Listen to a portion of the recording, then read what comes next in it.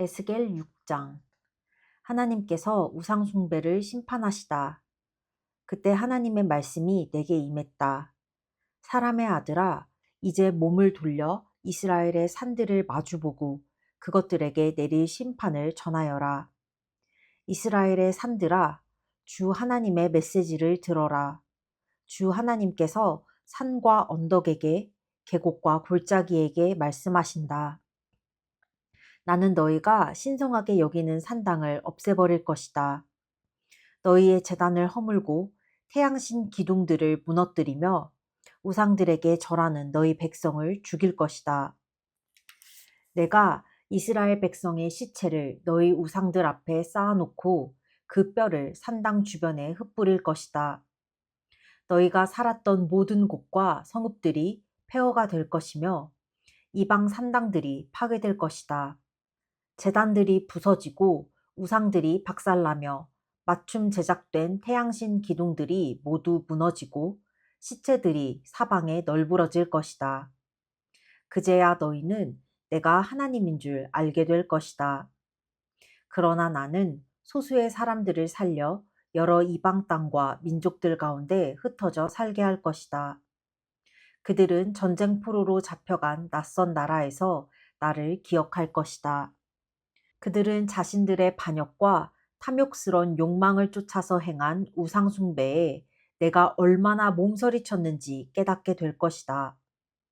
자신들이 걸어온 악한 길과 하나님이 역겨워한 그 삶을 역겨워하게 될 것이다. 그들은 내가 하나님인 줄 알게 되고 그들을 심판하겠다고 했던 나의 말이 허풍이 아니었음을 알게 될 것이다. 주 하나님이 말한다. 너는 손뼉을 치고 발을 구르며 아니 이럴 수가 하고 소리쳐라. 이스라엘의 만연한 역겨운 악행들을 보며 소리쳐라. 그들은 칼에 맞아 죽고 굶어 죽고 전염병에 걸려 죽을 것이다. 사방이 죽음 천지가 될 것이다. 사람들의 목숨이 파리 목숨 같아지리라. 먼 곳에서 쓰러져 죽고 가까운 곳에서도 쓰러져 죽고 도성의 남은 자들은 굶어 죽으리라. 이유를 묻느냐? 내가 노했기 때문이다. 불같이 노했기 때문이다. 황량한 언덕과 우거진 숲에 자리한 음란한 종교 산당들의 폐허와 그들이 음란한 의식을 행했던 모든 곳 주위에 백성의 시체가 널브러져 뒹굴리라.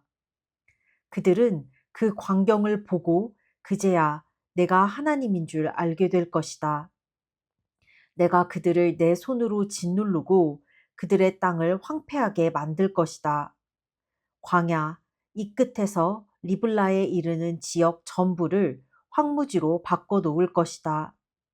그제야 그들은 내가 하나님인 줄 알게 될 것이다. 에스겔 7장. 끝이 가까이 왔다. 하나님의 말씀이 내게 임했다.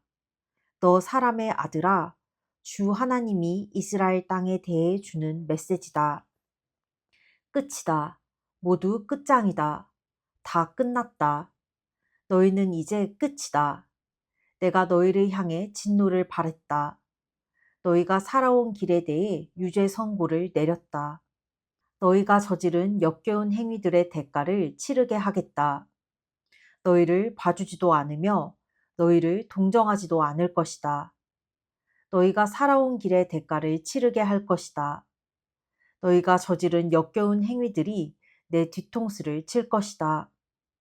그제야 너희는 내가 하나님인 줄 알게 될 것이다. 나, 주 하나님이 말한다. 재앙이다. 연이은 재앙이다. 보아라, 또 온다. 끝이다. 끝이 오고 있다. 거의 이르렀다. 보아라, 저기 온다. 이 땅에 사는 사람들아, 이것이 너희의 운명이다. 시간이 되었다. 공격 개시 시간이다. 더 이상 망설이거나 시간을 끌지 않을 것이다. 이제 내가 너희에게 나의 진노를 쏟아붓고 나의 노를 퍼부을 것이다. 너희가 살아온 길에 대해 유죄 선고를 내리고 너희의 역겨운 행위들의 대가를 치르게 할 것이다. 너희를 봐주지도 않으며 너희를 동정하지도 않을 것이다. 너희가 살아온 길의 대가를 치르게 할 것이다. 너희가 저지른 역겨운 행위들이 내 뒤통수를 칠 것이다. 그때 너희는 너희를 친 이가 바로 나 하나님인 줄 알게 될 것이다. 심판의 날이다. 파멸이 임했다. 커다란 호를 쥐고 위세를 부리며 도를 넘어 오만하게 굴던 그들, 폭력을 행사하며 악한 호를 휘두르던 자들이었다. 그러나 그들 이제 아무것도 아니다. 완전히 거덜날 것이다. 시간이 다 되었다. 카운트다운이 시작된다. 5, 4, 3, 2. 물건을 사는 자들이여 자만할 것 없다. 물건을 파는 자들이여 근심할 것 없다. 진노의 심판이 세상을 완전히 뒤집어 놓았다. 이제 사고 파는 일이 토대부터 무너져 내렸다. 다시는 회복되지 않으리라. 경기가 좋아지리라는 희망은 품지 마라. 나라 전체가 죄로 인해 파산할 것이다. 다시는 일어서지 못할 것이다. 전쟁 나팔이 울린다. 전투 준비. 그러나 아무도 싸우러 나가지 않는다. 나의 도가 그들을 마비시켰다. 밖으로 나온 자들은 길거리에서 죽임당하고 집에 돌아간 자들은 굶어 죽거나 병들어 죽는다. 그도 아니면 벌판에서 칼에 맞아 죽고 성읍에서 병들어 죽거나 굶주려 죽는다. 살아남은 자들은 산으로 달아난다.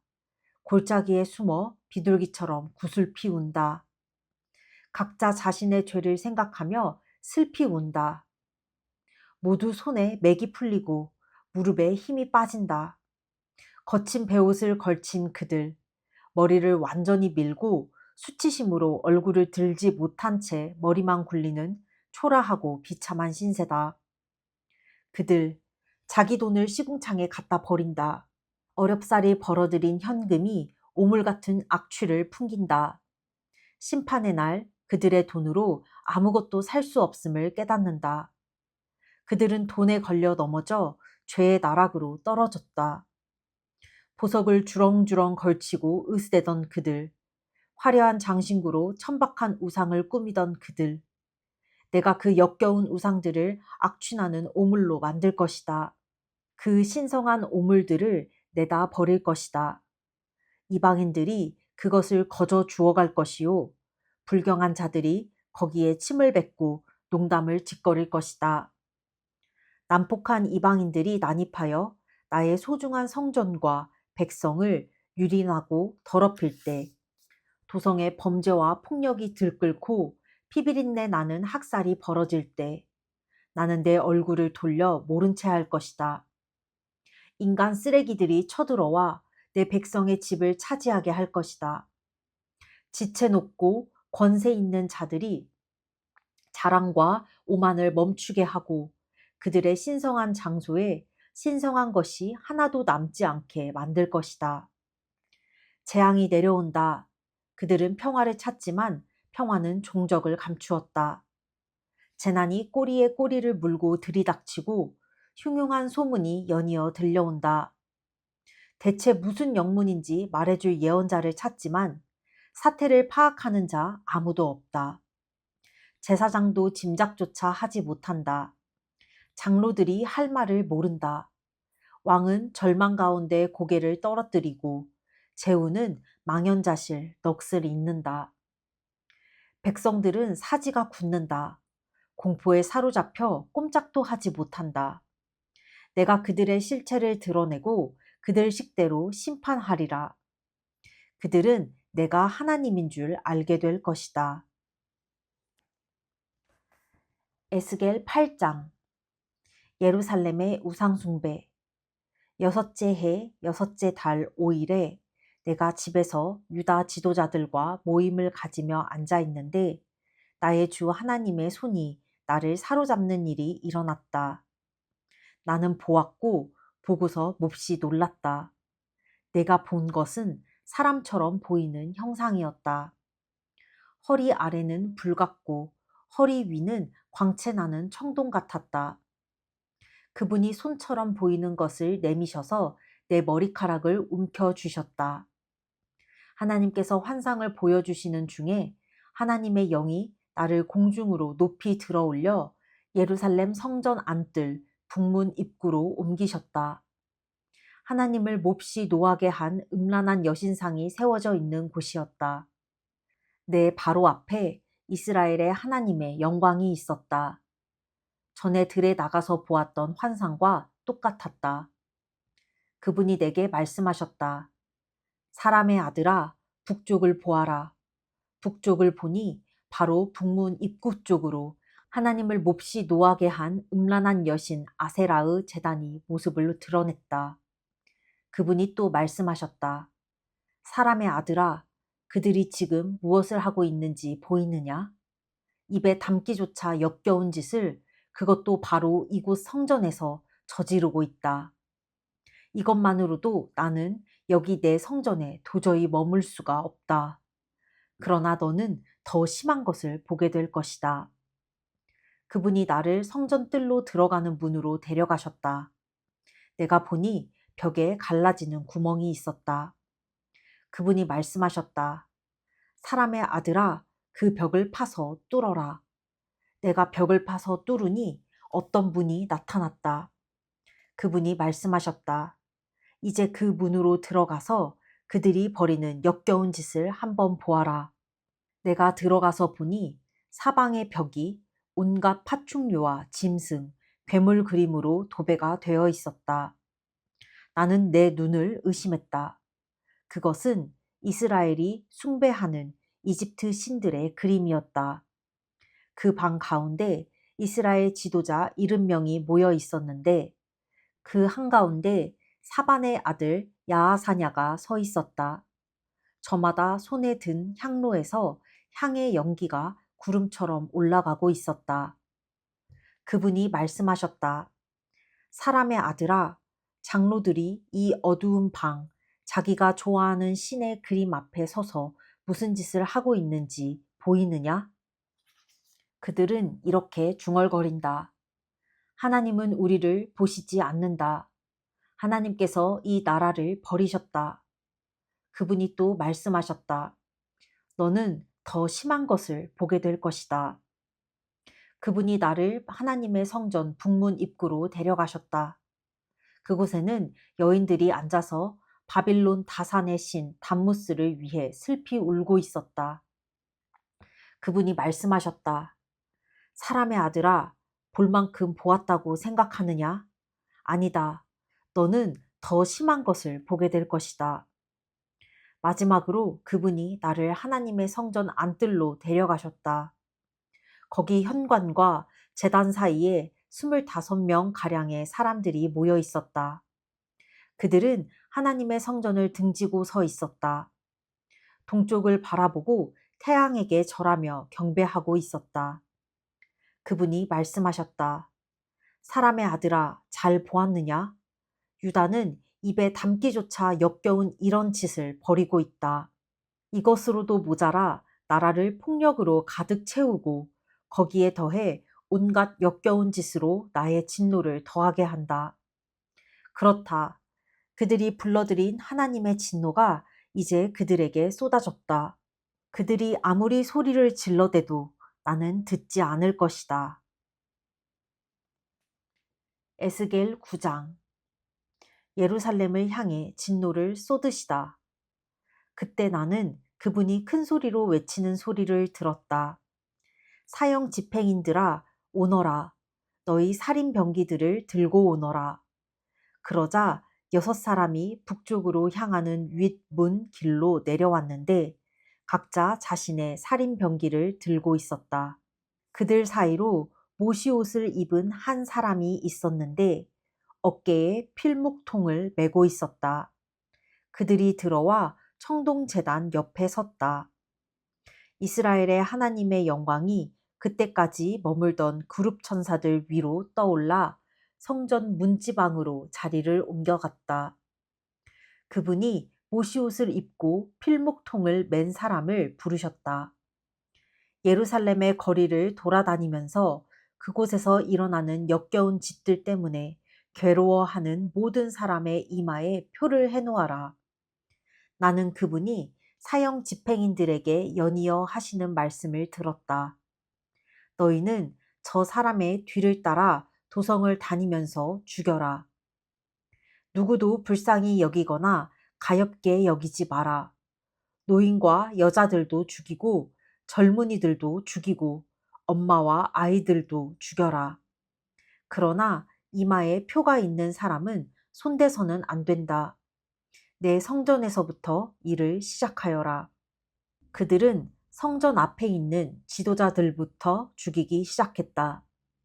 그분이 사형 집행인들에게 이르셨다. 너희는 성전을 더럽혀라. 시체들로 뒤덮어라. 그리고 밖으로 나가 사륙을 계속하여라. 그들은 밖으로 나가 도성을 쳤다. 대학살이 진행되는 동안 나는 홀로 남겨졌다. 나는 얼굴을 땅에 대고 엎드려 기도했다. 오 주 나의 하나님, 예루살렘에 이렇듯 주의 진노를 쏟아 부으셔서 이스라엘의 남은 자들을 다 죽이실 작정입니까? 그분이 말씀하셨다. 이스라엘과 유다의 죄악이 참으로 크다. 땅이 온통 살인천지고 도성이 불법으로 가득하다. 모두가 하나님께서 나라를 버리셨다. 우리가 무슨 일을 하든지 보시지 않는다. 고 말한다. 그것이 무슨 말이냐? 나는 똑똑히 보고 있다. 나는 그들 누구도 불쌍히 여기지 않을 것이다. 그들은 자기 죄의 대가를 치르게 될 것이다. 바로 그때 모시옷을 입고 필목통을 메고 있던 사람이 돌아와서 보고했다. 주께서 이르신 대로 다 행했습니다. 에스겔 10장. 영광이 성전을 떠나다. 그 다음 내가 보니 그룹 천사들의 머리 위에 있는 둥근 천장 위로 청옥처럼 빛나는 보좌의 형상 같은 것이 솟아 있었다. 하나님께서 모시옷을 입은 사람에게 말씀하셨다. 그룹 천사들 밑에 있는 저 바퀴들 사이로 들어가 숯불을 두 손 가득 움켜쥔 다음 이 도성 위에 뿌려라. 나는 그 사람이 들어가는 모습을 지켜보았다. 그가 들어갈 때 그룹들은 성전 남쪽에 서 있었고 안뜰에는 구름이 가득 피어 올랐다. 그때 하나님의 영광이 그룹들 위로 떠올라 성전 문지방으로 자리를 옮겨왔고 성전에 구름이 가득 차면서 뜰과 성전이 하나님의 영광으로 빛나고 그분의 임재로 가득 찼다. 그리고 소리가 들렸다. 그룹들이 날개치는 소리였다. 그 소리가 바깥 뜰에까지 들리는데 마치 강하신 하나님의 천둥소리 같았다. 하나님께서 모시옷을 입은 사람에게 저 바퀴들 사이, 그룹들 사이에서 불을 집어내라 하고 명령하시자 그가 안으로 들어가서 바퀴 옆에 섰다. 그룹들 가운데 하나가 불 속으로 손을 뻗어 숯불 얼마를 집어내어 모시옷을 입은 사람의 손에 얹어주니 그가 숯불을 받아서 밖으로 나왔다. 그룹들의 날개 밑에는 사람 손처럼 보이는 것이 있었다. 그 후에 나는 그룹 옆에 하나씩 있는 네 바퀴를 보았다. 광채 나는 그 바퀴들은 햇빛을 받아 반짝거리는 다이아몬드 같았다. 네 바퀴의 생김새가 비슷해서 바퀴 안에 다른 바퀴가 들어있는 것처럼 보였다. 그룹들이 움직일 때 바퀴도 네 방향으로 자유롭게 움직였는데 늘 곧게만 나아갔다. 그룹들이 어디로 가든지 바퀴들도 그리로 곧게 나아갔다. 그룹들의 등과 손과 날개는 눈으로 가득했다. 바퀴들 역시 눈으로 가득했다. 그 바퀴들의 이름은 바퀴들 안의 바퀴들이었다. 그룹들은 각각 네 개의 얼굴을 갖고 있었다. 첫째는 천사의 얼굴, 둘째는 사람의 얼굴, 셋째는 사자의 얼굴, 넷째는 독수리의 얼굴이었다. 그때 그룹들이 위로 떠올랐다. 그들은 내가 그발강에서 보았던 바로 그 생물들이었다. 그룹들이 움직이면 그들 옆에 바퀴들도 함께 움직였다. 그룹들이 날개를 펴고 지면에서 떠오르면 바퀴들도 그들 곁에 바짝 붙어 따라 움직였다. 그룹들이 멈추어 서면 바퀴들도 멈추어 섰다. 그룹들이 치솟으면 바퀴들도 치솟았는데 이는 그 생물들의 영이 바퀴들 안에도 있었기 때문이다. 그때 하나님의 영광이 성전 입구를 떠나 그룹 위를 맴돌았다. 그룹들이 날개를 펼치고 지면에서 떠오르자 바퀴들도 그들 곁에 바짝 붙어 따라갔다. 그들은 성전 동문 입구에서 멈추어 섰다. 이스라엘의 하나님의 영광이 그들 위에 있었다. 그들은 내가 전에 그발강에서 본 그 생물들이었고 이스라엘의 하나님 아래에 있었다. 나는 그들을 바로 알아보았다. 그들은 각기 얼굴이 넷이고 날개도 넷이었다. 그들의 날개 아래에는 사람의 손처럼 보이는 것이 있었다. 그 얼굴은 내가 그발강에서 보았던 모습 그대로였다. 그들은 각기 앞으로 곧게 나아갔다. 아멘.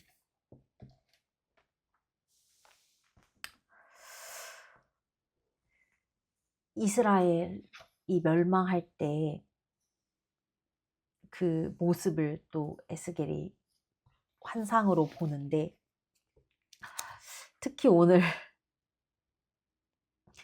예루살렘 특히 그 성전 안에서 진짜 하나님을 예배하라고 만든 성전 안에서조차 벌어지던 우상 숭배에 대해서 많이 나오는데 장로들 그리고 이스라엘의 지도자들조차도 이집트의 온갖 신들, 잡신들을 자기가 좋아하는 신들을 골라서 섬기고 있는 그런 모습. 그러니까 이 사람들이 하나님의 말씀을 읽고 기도하고 백성들을 보살피고 살피는데 마음 쏟는 것도 바쁠 텐데 이런 거는 하나도 하지 않고 자신들이 좋아하는 이방신들에만 빠져 있으니 백성들을 하나님의 말씀으로 제대로 인도할 리가. 이렇게 지도자들부터 윗물부터 썩었으니 그 아랫사람들은 얼마나 썩었을 것이며 하나님의 말씀을 아무리 외쳐도 귀에 들어오지 않았을 것이다. 근데 오늘 성경을 읽다가 생각이 났는데 마지막에 하나님께서 이스라엘을 멸망시키기 전에 바빌론한테 투항해라. 도망쳐라. 바빌론으로 도망쳐라. 그렇게 하나님이 말씀하시거든. 이걸 봤을 때 하나님께서 이스라엘 백성을 얼마나 사랑하고 진짜 그들이 벌이는 그 추악한 죄악 때문에 특히 우상숭배의 죄악 때문에 분노하고 열받고 이것들을 어떻게 하지 하는 심정 가운데서도 이들을 너무 사랑하셔서 바빌론으로 피하라는 말을 하시는데 이 말을 듣고 피하는 사람은 사는 거야. 그런데 말을 듣고 피했다라는 말은 즉 하나님의 말씀에 순종했다라는 거거든. 하나님의 마지막 기회인 거야. 내 말을 듣고 순종하면 네가 살아. 그 말은 즉슨 도망쳐. 이스라엘에서 나와. 예루살렘에서 나와. 바빌론으로 도망쳐. 다른 곳으로 도망쳐. 그래야 너가 살아. 가 하나님의 마지막 명령이었어. 이제 이방신 믿지 마, 뭐 믿지 마, 뭐 하지 마. 이 말은 죽어도 안 들으니까 내가 진짜 니네 다 죽여버릴 건데 마지막 내 명령은 도망쳐야. 그러니까 하나님이 살려주고 싶으신 거지. 하나님의 말씀에 순종하는 사람을. 하지만 진짜 도망치라는 그 마지막 명령조차도 듣지 않은 사람들은 이스라엘 도성에서 다 죽었어. 말 그대로 싸워 죽거나 굶어 죽거나 전염병 걸려 죽거나 예외는 없었어. 이 모든 과정 가운데서 봤을 때 하나님이 진짜 끝까지 막 나는 너네를 포기했다. 니네한테 더 이상 자비를 베푸지 않을 것이다. 라고 하셨지만 그럼에도 불구하고 하나님이 한 명이라도 더 살리고 싶으셔서 도망가라고 말씀하셨다는 것을 봤을 때 하나님 진짜 끝까지 긍휼의 마음을 베푸셨구나 라는 걸 알 수 있는 것 같다. 오늘은 여기까지. 끝.